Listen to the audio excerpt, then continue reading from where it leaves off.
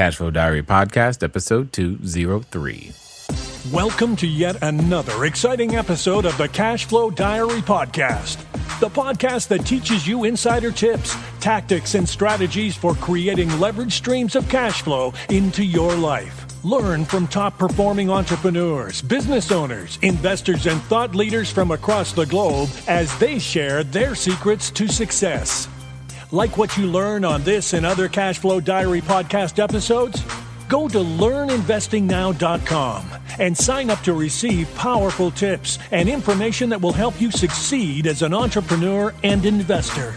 Now, here's your host, investor, entrepreneur, business owner, educator, speaker, author, and master facilitator of Robert Kiyosaki's Cashflow game, Jay Massey. All right, ladies and gentlemen, welcome to another episode of the Cashflow Diary Podcast. And as you know, we are not done yet. You've said, and I have told you that this is possible. And you said, I think you said, I don't believe you, Jay. So I'm going to prove it to you again with yet another individual who has managed to make and earn $100,000 in a month. I know in your head that can still sound foreign. I've been there. I understand it. But I want your subconscious to get this concept. Whatever you used to earn in a year, imagine earning that in a month. And that is what is possible when you cross over to this other side and begin to build assets that produce cash flow. And today's guest is an expert at doing that over and over and again. And he's been on the show before. So help me welcome back Ryan Moran. Ryan, how you doing? Doing good, Jay. Thanks for having me back. You know, it's been a while. It was like episode 56. For those of you who didn't join us there, you can go hear episode 56. You know, that's 150 plus episodes ago, man.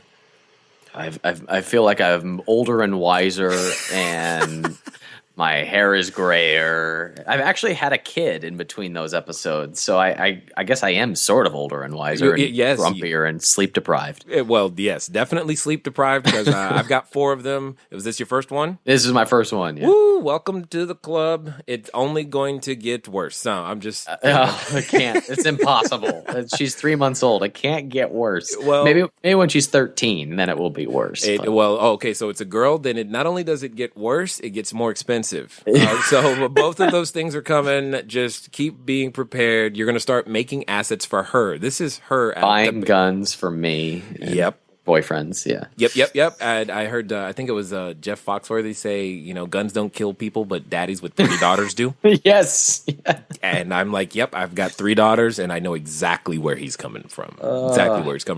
So for those who weren't here on the prior episode, share with us, if you will, a little bit, catch them up. You know, what have you been up to? What do you do? You know, what's your thing that you go out there to offer the world that creates so much value?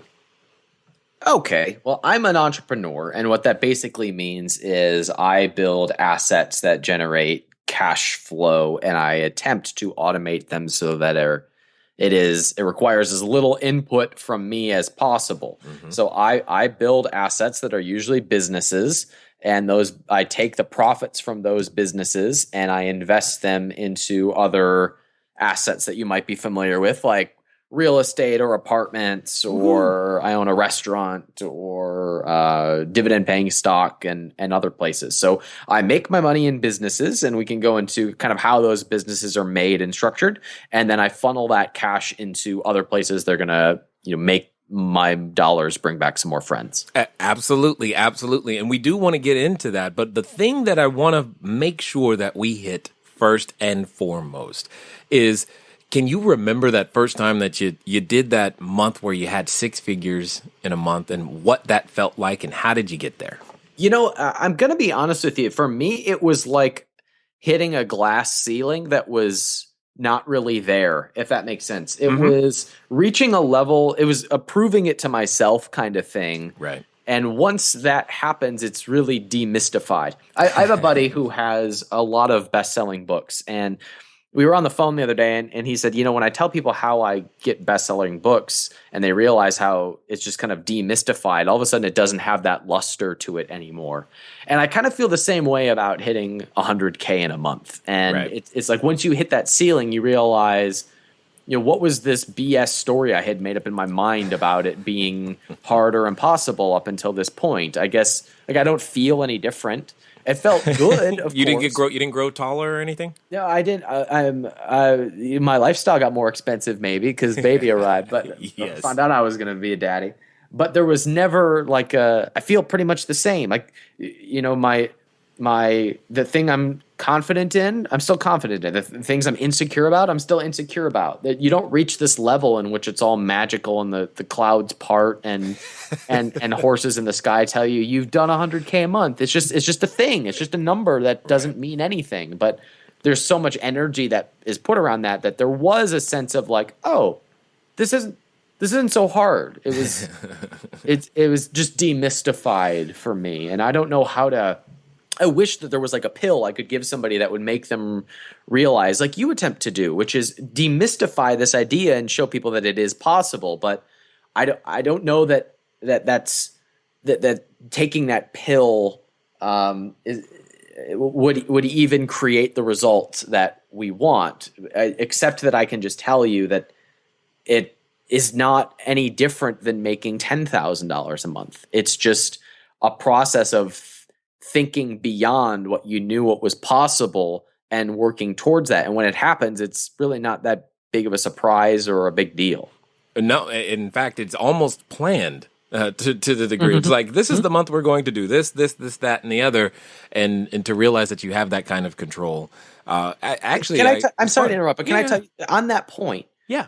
This month, while we're recording this, I flirted with 1 million this month. And I flirted with it. I didn't get it, but I came pretty damn close. And a year ago, 100K was like, hey, I had a good month. Like it was sort of new to me. Right.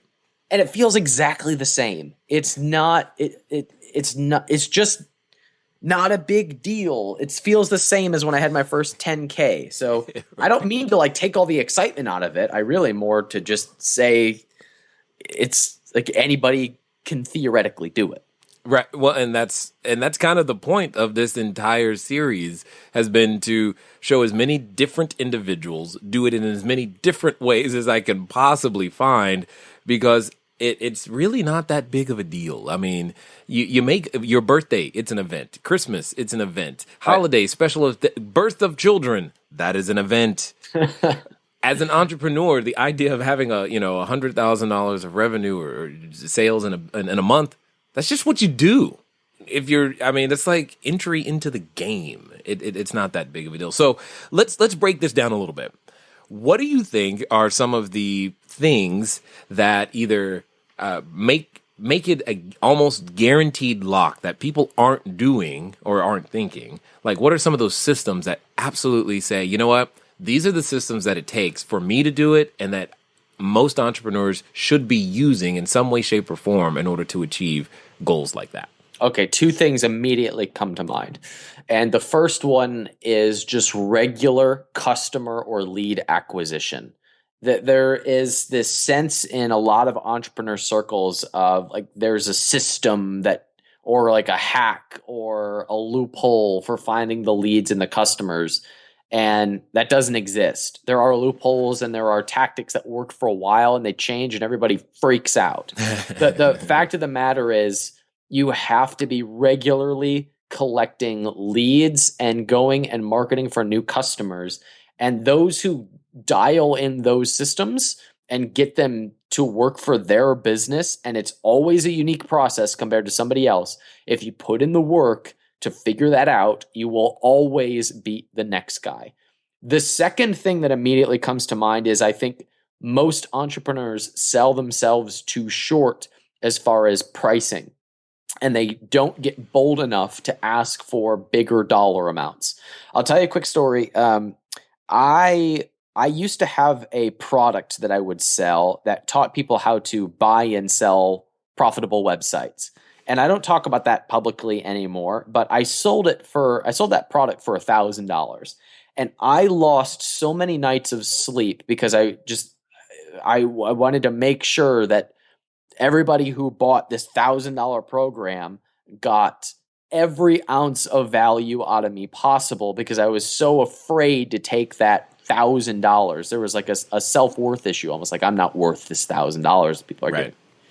2 weeks ago, I had someone offer me over $100,000 to teach them the exact same thing that I taught in that, and they asked for less of my time, less of that stress, and it was a very successful person who really just needed a few tweaks in their process, and they offered me 6 figures for that. And what that taught me was that sometimes going after big dollars or even just the product or service you're selling right now isn't a matter of what the product is or anything wrong with you, but who you're targeting makes all of the difference. So if you could charge 10 times the amount of money that you're charging for your product or service just by tweaking the person you were targeting, everybody would do it. And that is the case with a lot of products and services. And I've found that when I change and get really, really specific and say no to everybody else, I'm able to charge way more money. And they have friends that they tell about me, send to me. And then I only get to focus on the people that I really can create the most amount of value in. And they pay the most money to be there. So I think entrepreneurs that are really successful get good at systems of acquiring customers and leads, and they are willing to target the people that will pay the most money. And as a result, they have less stress and they spend less time in their businesses. Agreed, 100%. I mean, you guys, if you heard me say 5 a day keeps poverty away, right? Then that's basically how it started for me. And I know many of you, you're out there, you don't have the automation yet that we're going to talk about here in just a second, because automation will make the biggest difference, especially in the customer lead and acquisition process, because that it has for us. But 5 yeses a day, that's really where you've got to start. 5 yeses a day. Get 5 people interested in your product every day, all the time, no matter what. I don't care how many deals you just closed, do it again. It's important. Now, so Ryan, share with us, if you will, how does one, go from, the sporadic, we'll call it, lead acquisition to being able to figure out this, what do I need to do to be consistent in that customer acquisition? Because, maybe I don't have a team, maybe I don't have a staff, maybe I'm always bouncing back and forth trying to serve customers. Where am I going wrong? Tell us. Yeah, the way you're going wrong is you're probably not good at saying no enough. I have a buddy, actually I have several friends who follow a business model where it's just them. They have no staff, or they might just have a customer support person or an assistant, but it's mostly just them.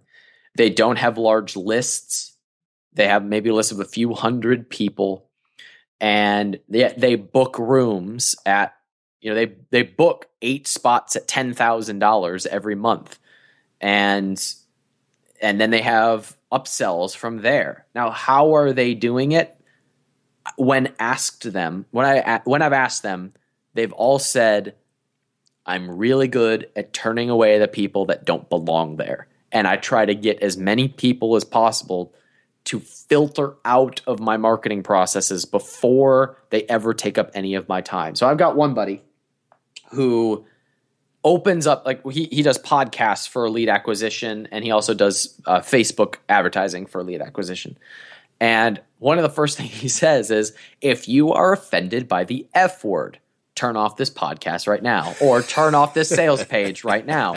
If you are not an entrepreneur, exit this page right now. If you are not married or in a serious relationship, turn this off right now.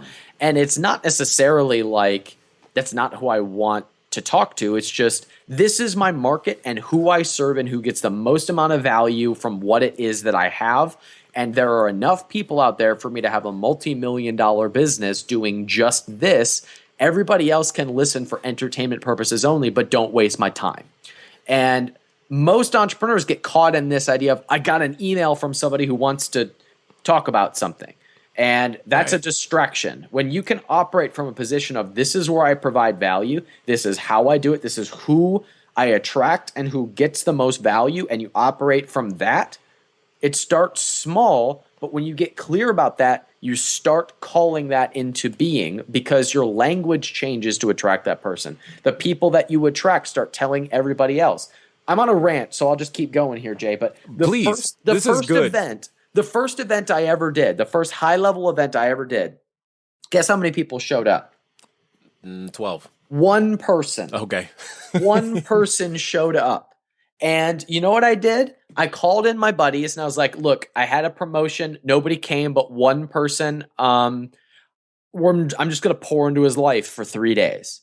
So I called in friends and we just I taught those who were in the room some of my methodologies, and then I extracted some from the others, and we just invested into this guy, and he got amazing results in his business. And then we used that as the leverage point for getting the next round and the next round. And now we sell out every time because we built on that. And I wasn't afraid of asking for the sale and turning away people who weren't fit. And I think that is a skill that most entrepreneurs fail to develop. Well, and especially at the beginning, for sure, because you're like, I think I need to talk to everybody. I want to give myself as much opportunity. Hopefully someone will buy, as opposed to I know who will buy and they will pay this and it's worth this and that much more. Those are different levels. So I'm going to take a stab and say you didn't start there.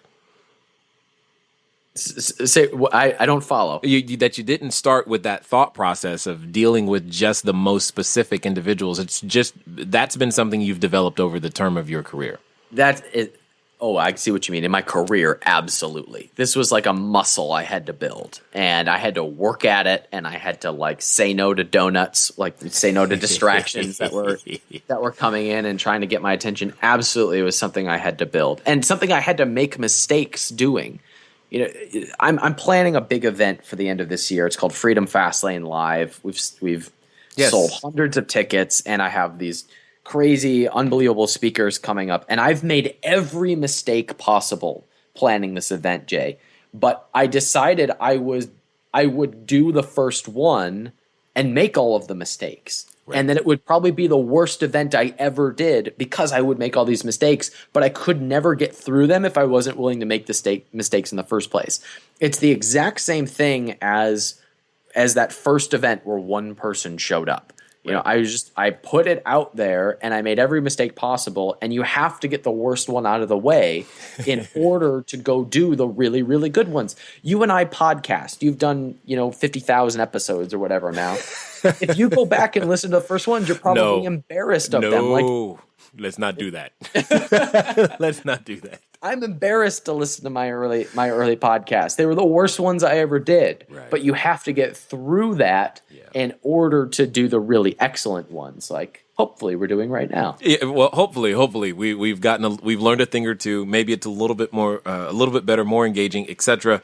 And you bring up this concept or this concept that I want to dig into.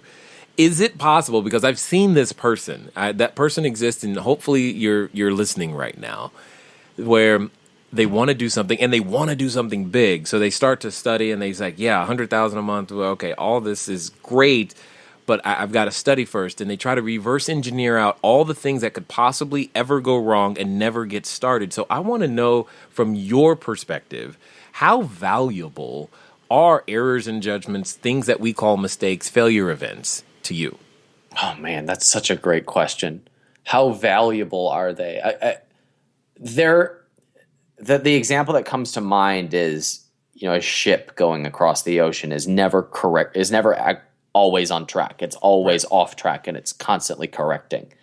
And that's how I feel like my successes or my businesses. I never feel completely on track. And when I make a mistake, that's how I know to course correct. So I'd say that I'll just say making mistakes is worth $5 million because I would never have $5 million a year businesses if I didn't hit these walls and then course correct. What would happen, Jay, is I would get used to $5,000 or $10,000 a month, and then I would just coast. But by hitting walls and making mistakes, it throws me back into growth. And I'd actually say that it's not in spite of mistakes that I run, several multi-million-dollar businesses, it's because of the mistakes that I have grown those businesses. Well, and I think there's one more piece to this whole thing is because I'm sure for some people, they're not a stranger to having made a mistake. They're a stranger to how to respond once they've recognized it. And I think that's also a skill set that must be developed as well, because there are times where, mistakes, they're not always fun, and they don't feel great, and they can be embarrassing, and then you still gotta clean up the mess. But you have continually decided, instead of running in a completely different direction, you're like, let's use this mistake. Where do you think that comes from?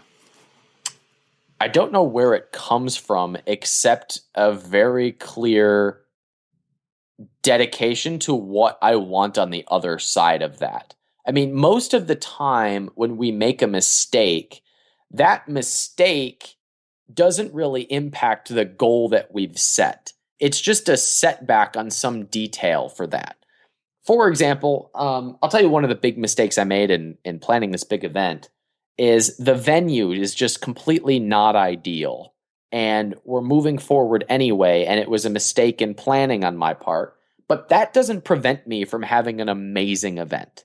That just prevents like a certain experience, and now I've got to change the experience so it's even more amazing. Or if a sales process doesn't go well, that doesn't prevent you from having a great product. The product could be completely amazing. Mm-hmm. You just need to change the thing that's a mistake right now. So it's pretty rare that the actual mistake prevents you from getting the goal. It just means that a process needs to be changed. There's a difference between failure and feedback. Feedback can be tweaked. Failure is you give up because you got bad data. And they're completely different. And if you see that something didn't, quote, work, it really just means it gave you bad feedback, and you can change the process and get different feedback. Indeed. I've been to a number of different, I think I've been to the JW in Austin. It's a pretty nice hotel. Yeah, there's some stories there, Jay. We can rap about a beer sometime. That's cool. I would love to know, because now, see, this is me trying to I'm trying to prevent myself from doing the same thing, because I would have gone the exact same route. And now I'm like, let me learn Ryan real fast. Yeah, I'll share some notes with you later. So and here's the thing, guys. Our errors in judgment, these mistakes, these feedbacks, these are the things that become valuable, as you just heard, to other people. I mean, even if you go out there, you try to do something and you never get to the goal, your worst case scenario is you can write that ebook that says, don't do this before trying to do this, and that'll be valuable to somebody in some way, shape, or form. So, Ryan, this ability, we'll call it a skill set, not only to go after and obtain this feedback, but to respond to it properly. I would call that a very important skill set. What other skill sets do you think an entrepreneur must possess in order to make it to the point to where their business can grow to, $100,000 a month or more? The name of the game has been for quite some time gaining new skill sets. One of the reasons that I've seen many, many people not be able to become the entrepreneurs they want to be, not to be able to grow more, is because there's a new skill set that's required in order for you to actually expand and be able to serve more people. And it's different for all of us. Some of you maybe you're great at sales, but your people skills or people management skills aren't where they need to be. And maybe, you're really good at accounting, but you couldn't sell to save your life. But for others of us, it could be some things like leadership, and it could just be communication. Here's the point. The people you are looking to serve want the best version of you that you are willing to go out there and build, and you will never out-earn your personal growth. There's tons of skill sets, and I know that can seem like work, and it is, but I promise you, it's worth it. Get started on that process to build those skill sets by going over to cashflowdiary.com/free book. I'm going to give you a free copy, electronic copy, of the book Cashflow Diary, 10 Steps to Creating Wealth in Any Economy. You'll be able to download it immediately or send a text message if you'd like to 72000-72000. The keyword is book, and you'll be able to get it as well. Either way it goes, it's going to start you on that journey to becoming a bigger, better, badder version of yourself. And I think you're going to like it too. So let's get back and hear what Ryan has to say about some of these necessary skill sets for you and I to continue to grow ourselves and to grow those businesses. Yeah, so we've talked about the ability to say no. We've talked about getting comfortable making mistakes. Another thing that I practice that I think makes a difference, although it's a little bit more subtle, but when I compare myself to other entrepreneurs, I can feel its effects, is I regularly practice asking myself things that seem really ridiculous to me at the time. So saying, I make $100,000 a month to somebody, if depending on where their stance is at the moment, can completely baffle them, and they look at me like I have three heads. And that was me, 2 years ago. And when I started asking myself the question, how could I bring home $100,000 a month? That made me, first of all, get used to the question, get used to the idea, and second, find answers. Get my brain to look for those solutions. So now I like to journal before I go to bed, and sometimes I'll write, okay, if I wanted to turn this into $1 billion company, how would I do this? Now, it doesn't mean I have to do anything with it. It's just an exercise to get me thinking bigger and differently than how I'm currently showing up. And if I were to partner with this person, what would that look like? If I were to get the attention of so-and-so, if I were to have if I were to have 1 million downloads per episode on my podcast, wow, how would I go about doing that? So these are just the questions that I ask, and it's not so much to come up with solutions all the time, but to get my brain thinking bigger and taking practice in getting used to those numbers. Because when you get used to it, and it becomes demystified, then it becomes possible. As long as something seems impossible to you, it is, because you're not actually in tune with what it takes to do that. And so I like to demystify these big ideas and just practice that. And it's very subtle. It's more just like something I do at the end of the day. But I notice a difference when I compare myself to other entrepreneurs who are still mystified by thinking at a certain level.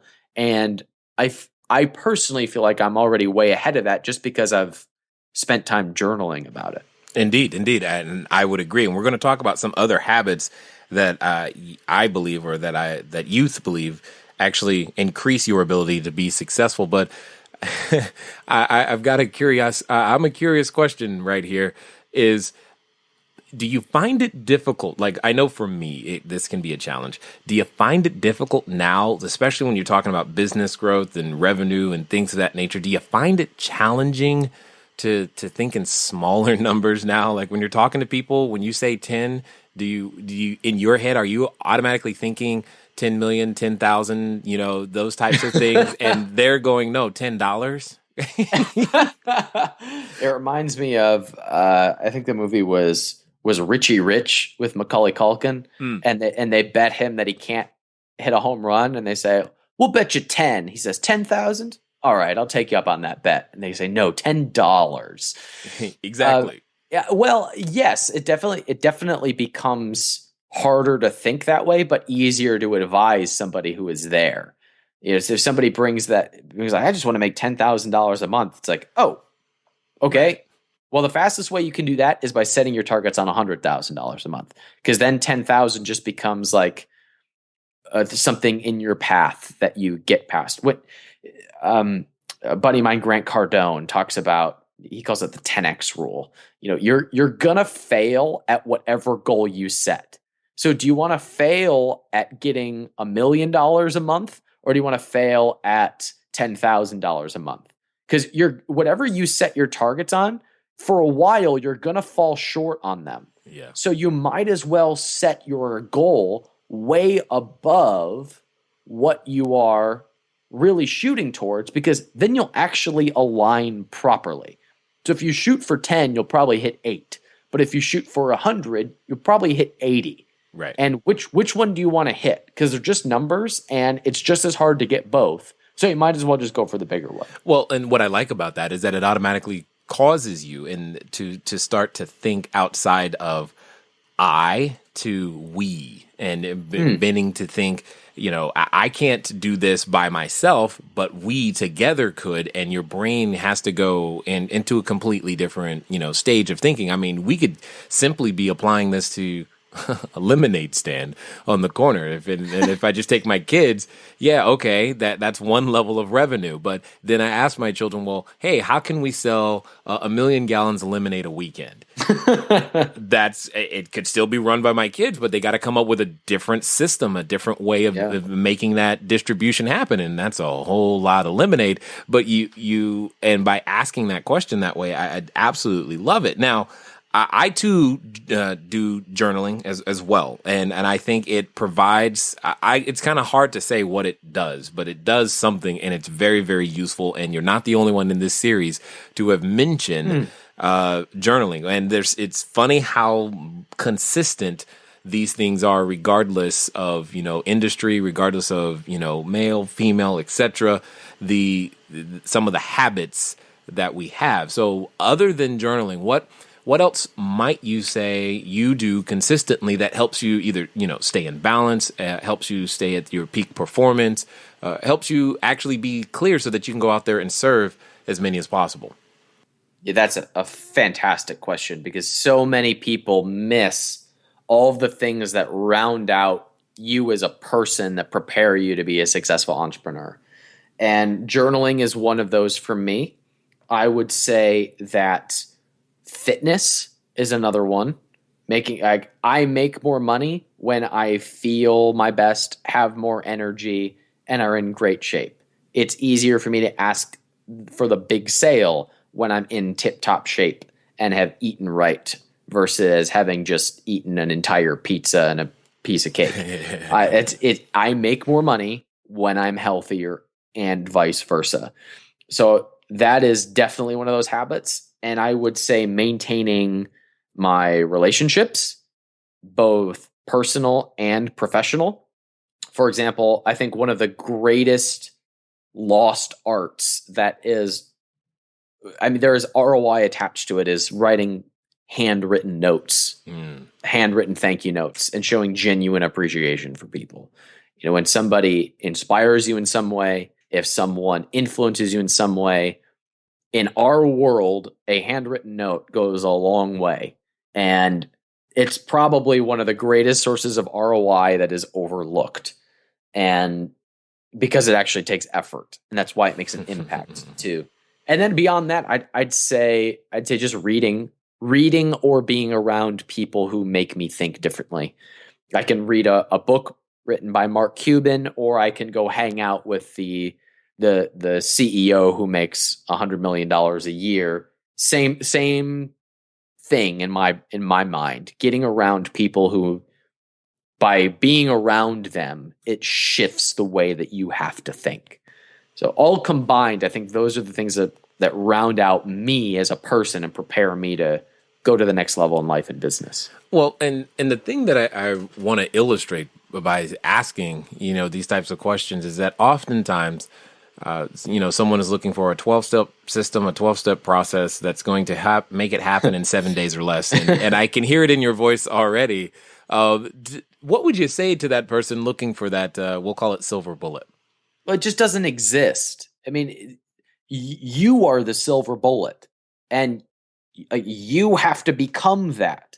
There is no outside thing that by plugging into it, you get a certain result. Like this one personal friend of mine was at my house once, and he's like, "Can you show me just exactly what you did so that I can produce exactly the same result?" I was like, "Okay, great. Hire my entire team, right? And go back 8 years, and it just doesn't exist, right? And you have to become that silver bullet rather than expecting it to be some magical thing that exists outside of you." We're dashing a lot of hopes and dreams right now. Well, good. Because I wanted it too when I started. So I get the desire for it. It's just not a real thing. It's just like I believed when I started as an entrepreneur that there would be this day where I would arrive at which I had no more problems and there was no more worry about money and everything was fun and easy and I could retire to the beach. That too does not exist. So we can have these ideas of these hopes and dreams of everything being magical, but that's just not what happens. So we might as well be honest about it because then we can manage it and we can actually do something with it. I can hear the sounds of balloons and dreams bursting right now. Well, good. Because it's funny how common, there are so many common things that we all think. It's like, if I just get here, everything will be perfect. Yeah. And here is kind of esoteric, undefined, and doesn't exactly ever come into being. So I find this interesting as well, that we all do this to ourselves. It's like some form of weird torture. Yeah, and what's interesting is we put these kind of goals in the way of how we want to feel, and Yes. it's such a disservice to our happiness. Like the good news in all of this is when you believe, I want to make $100,000 a month so that I can feel X, Y, and Z. You can feel X, Y, and Z in the next 5 minutes. That's a thought. You can make that happen immediately. So the goal just becomes a goal. It has no more meaning or attachment to it. So when you can disassociate the emotion from the goal, then it doesn't become a big deal anymore. I want to make $100,000 a month so that I can feel X, Y, and Z. Well, I already feel X, Y, and Z. So now this thing is just a goal. Right. And now I don't have this heaviness and tenseness around it. When I hit that point, when I was able to disassociate this, somebody pointed this out to me. I didn't think it was a big deal, but they pointed out how big of a shift it was. I told them, I'm not attached to the result anymore, so I'm really swinging for the fences now. And they were like, "Man, I wish I had that same confidence." I was like, "Confidence? It's all kind of might be recklessness. I don't even know. I'm taking these big risks in my business now, and all this cool stuff is showing up as a result because now I'm just focused on doing really excellent things, and I don't really care what happens because I know that they're excellent." And coming from that stance, man, higher level clients and customers and people just show up differently when you're just after something excellent and you're not really attached to the result. And the goal that you have is just a goal because there's no heaviness around it anymore. That sounds all esoteric and like woo-woo, but when you can operate from that stance of like, I don't need this result. This is my goal. And I'm creating this awesome, excellent thing. This for my clients and customers and everyone around me. And I believe this is going to give me to that goal. But my focus is on making this really excellent, and you don't have this neediness, hitting that goal becomes a lot easier. Indeed. And speaking of, serving individuals and having excellent things happen to you and influential relationships, I'm curious to know how the new little one has influenced your thought processes these last few months in terms of what it is that you now wish to accomplish and who you wish to serve. What's strange is that she's not influencing me. She's 3 months old and she hasn't influenced me so much in the last 3 months. But when I found out that I was going to be a dad, I fundamentally changed. I don't know what it was. I know John Lee Dumas calls it the baby effect. You just suddenly grow up when you find out that you're going to be a dad and you start. But I think what happened for me was because I tripled my income when I found out I was going to be a dad. Yeah.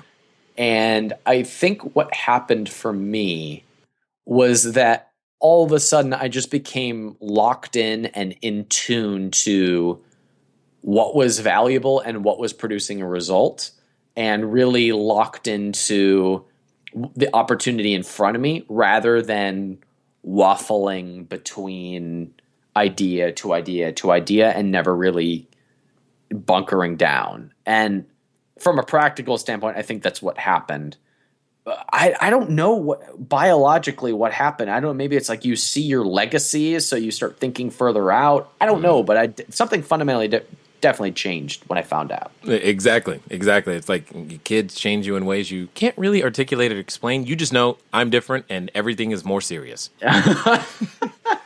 I'm sure that you can tell me the types of changes I'll experience in the next 5 years or so. I absolutely can. My oldest is 18 and started college last year, and boy, is she having fun. That's air quotes with everything that goes with that.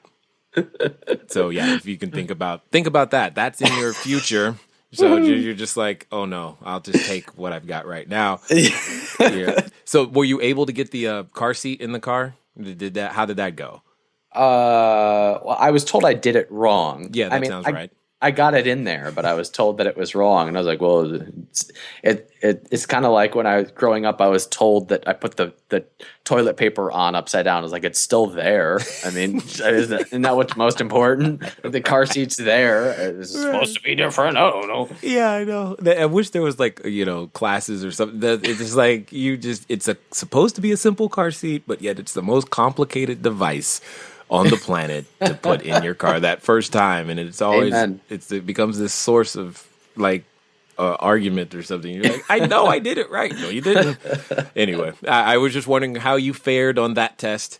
I failed. Yeah, that sounds about right then. Cool, you're on track. So this is good. Yeah, this is good. So when it comes to looking at the marketplace today, when you see what, the opportunities, the technologies, the things that exist today, for someone listening right now, starting from absolute ground zero, what would be their path to getting to $100,000 a month? Oh, man. I think it starts with being really clear on what your product or your service is, and second, who the target market that is willing to pay the most money for that product or service is.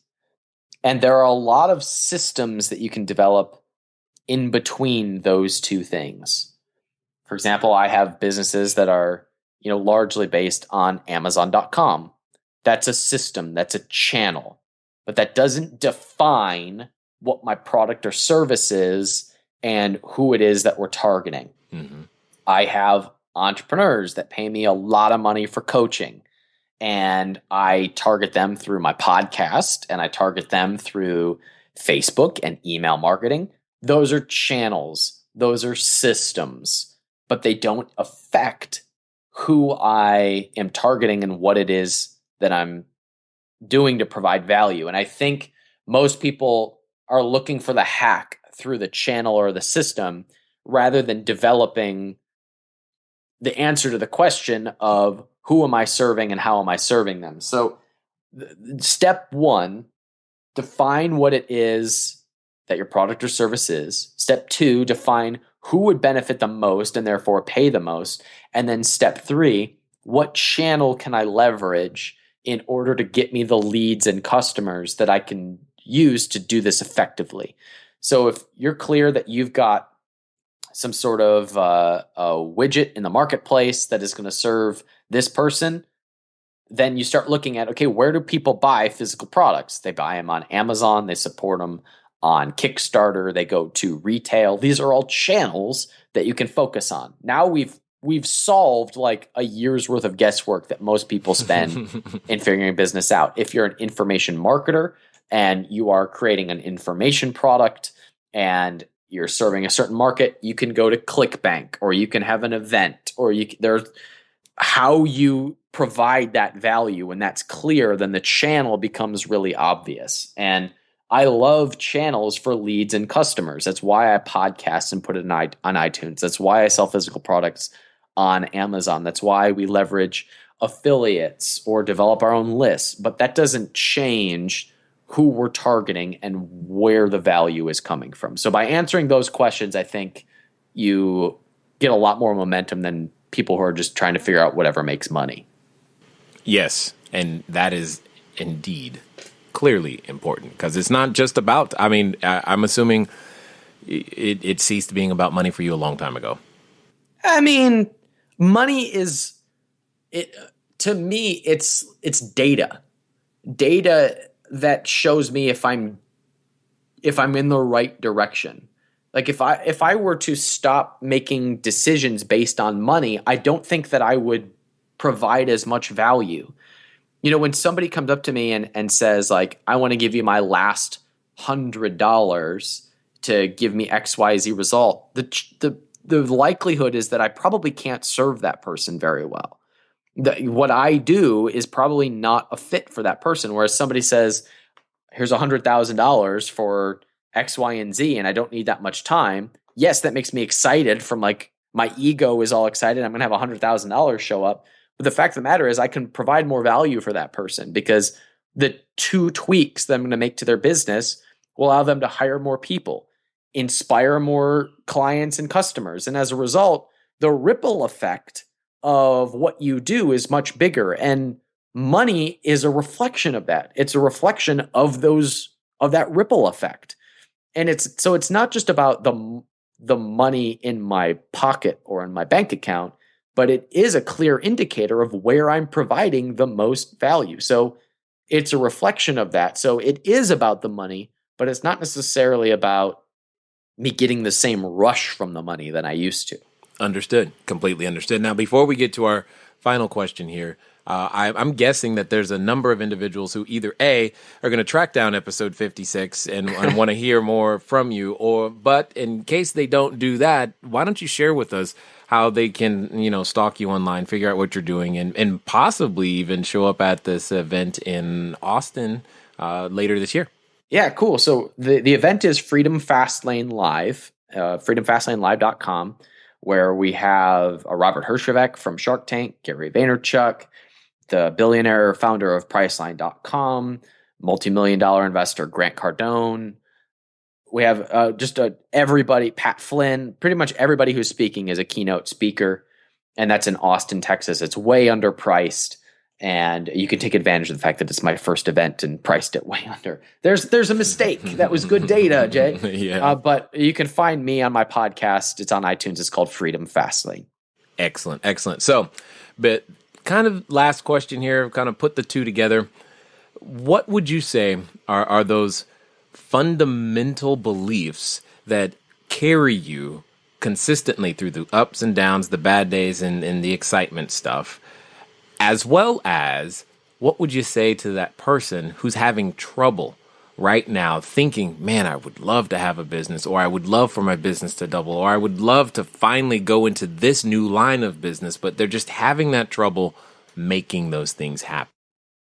I'm going to answer your second question first. Okay. And that question, the question of, you've got an idea or you've had lots of ideas, but you've had trouble making it happen. It's really quick and easy to test an offer.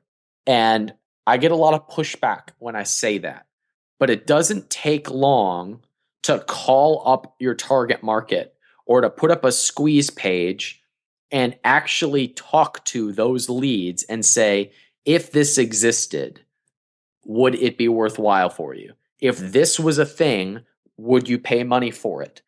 It's not hard to do that. It takes a day to test a business idea. And when you do that, you have your first line of customers sitting in front of you. So get comfortable with the idea of just testing new stuff or those ideas that you got kicking around. Because when you test them, that's feedback and data that you can use to move into the business that you're thinking about starting. As far as the beliefs that I carry to make it possible to move forward, I think the biggest one is that there's this is going to sound so weird, and I even hesitate to say this, but like, there is no thing. Like, there is no. We put a lot of constructs in our brain around ideas, but they're we just make them up.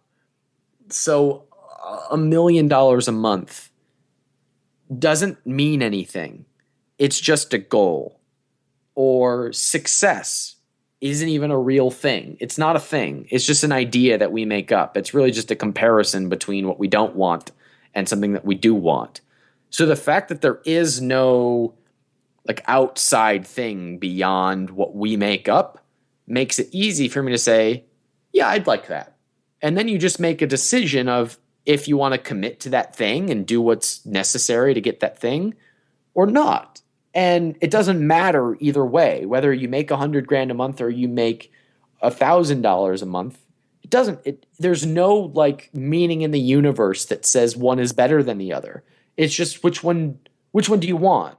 So when you remove all of the emotion or the fluff from it, you just pick out what you want and then you go after those things and you do what's necessary to get those things. And if you don't want them, it's totally fine. It doesn't mean anything.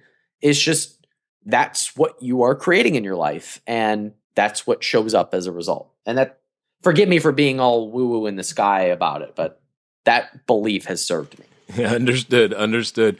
Well, I would sum that up by saying we just make success too darn difficult. Amen to that.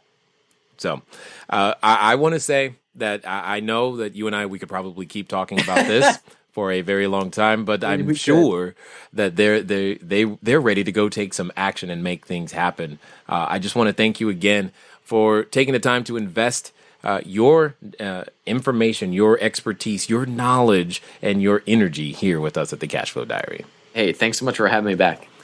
All right, ladies and gentlemen, you know what time it is. It's time for you to move at the speed of instruction. You've been given great resources. You know that the Freedom Fast, you know you want freedom and you know you want it fast. So go get it. At Freedom Fast Lane, go listen to the podcast, go find the website. And you know, sometimes some of you should go ahead and take that next step. Be at that event, make it happen, because you never know who you're going to meet, and most importantly, how it's going to inspire you to change your life and give yourself the permission to step into the greatness that you were born to be. It's been fun talking to you guys today. I look forward to talking to you soon. Until next time.